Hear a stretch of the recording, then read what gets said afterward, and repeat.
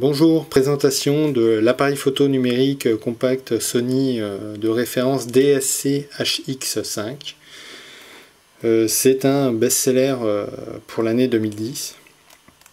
Sony a réussi vraiment un grand coup avec cet appareil en concurrençant Panasonic avec sa gamme Lumix qui évolue toujours également dans les gros scores, mais Sony a réussi à rejoindre Panasonic au niveau du rapport qualité-prix et des performances.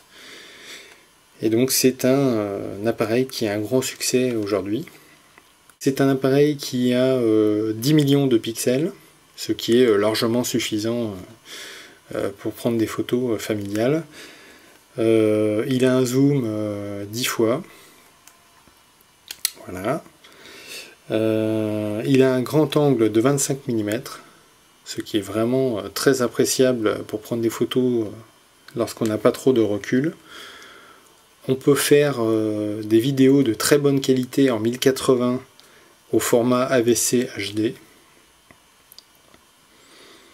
Il a la fonction GPS qu'on peut connecter ou déconnecter à volonté, ce qui n'est pas le cas pour certains appareils. Cet appareil est disponible en deux couleurs. Donc vous avez ici la couleur champagne. Et il est également disponible en noir, classique. Alors, au niveau qualité de fabrication, il n'y a rien à dire. C'est extrêmement bien fini. Et d'ailleurs mon appareil est fabriqué non pas en Chine mais au Japon. Alors, caractéristique du capteur photo, qui ne fait que 10 millions de pixels, mais qui est plutôt un avantage parce qu'au-delà, effectivement, lorsqu'on prend des photos à basse lumière, c'est assez rapidement bruité. Donc ce capteur est spécialement efficace à basse lumière. Et vous avez certains programmes comme ici, celui-ci, qui permet de faire des photos avec très peu de lumière. Et effectivement, ça marche particulièrement bien.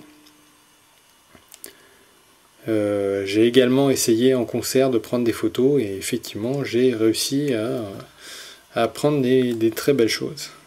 Au niveau de la batterie, donc pour recharger la batterie, il faut obligatoirement retirer la batterie et le mettre dans un chargeur. On ne peut pas recharger via l'USB. La batterie permet de prendre de nombreuses photos. On peut prendre plus de 200 photos lorsque la batterie est neuve et bien rechargée. Elle tient 200 photos. Au niveau de la carte mémoire, alors grande nouveauté chez Sony, on peut mettre des cartes SD classiques. Donc ça permet de faire des économies et ne pas acheter des memory sticks propriétaires qui sont beaucoup plus chers. La mémoire acceptée en carte SD est jusqu'à 32 Go. S'éteint également, donc elle ne mange pas la batterie, contrairement à Panasonic. Au niveau de l'écran, donc il y a un écran 3 pouces qui fait malheureusement que 230 millions de pixels. Donc là, c'est un point faible de l'appareil. Également un point à signaler, c'est les microphones qui se trouvent ici devant l'appareil. Donc on a bien la stéréo sans problème, mais le positionnement est vraiment pas terrible parce que lorsqu'on tient l'appareil, si on ne fait pas attention et qu'on prend une vidéo, et ben on a au moins un doigt sur un des micros. Voilà, donc il faut s'habituer à, lorsqu'on prend une vidéo, de faire très attention. C'est un peu comme l'iPhone 4, il faut le tenir dans une certaine position pour que ça marche. Sinon, effectivement, le son, il en prend un coup et on n'entend rien. Pour importer les vidéos, vous avez ici un connecteur qui est propriétaire. Sony fournit le câble. Vous pouvez le connecter à l'ordinateur et importer vos vidéos. J'ai essayé sur Mac, ça marche parfaitement. Avec iMovie, vous pouvez importer vos vidéos en HD dans iMovie sans aucun souci. Au niveau des micros également, donc j'ai essayé de filmer des concerts avec cet appareil.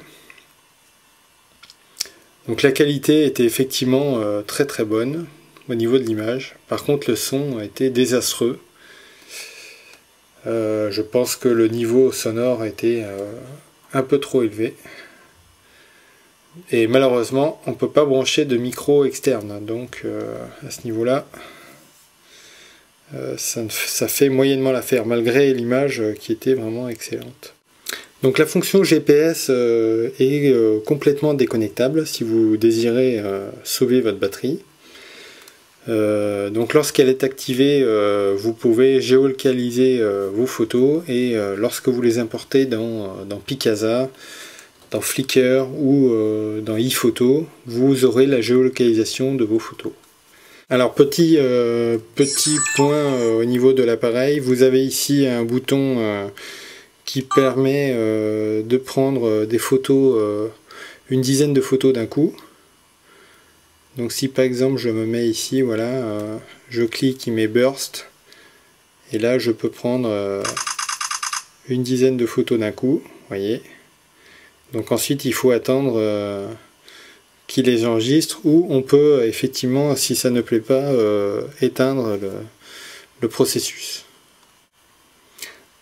Alors autre petite caractéristique de l'appareil, ici on a un mode panoramique. Donc on appuie sur ce bouton et on tourne l'appareil en même temps et on peut créer une photo de 360 degrés. Ensuite, lui, c'est lui-même qui assemble les photos une par une. Il en prend plusieurs, il les assemble et ça marche très très bien. Alors pour le prix, il est vendu aux alentours des 300 €. Moi personnellement, j'ai bénéficié d'une offre qui n'est plus valable avec 50 € de remboursement. Donc il m'est revenu à 250 €, ce qui est vraiment un très bon rapport qualité-prix. Donc personnellement, je conseille cet appareil. Qui remplit extrêmement bien ses fonctions, qui est relativement... il a un bon poids, mais il n'est pas extrêmement lourd non plus, donc on le met dans sa poche facilement.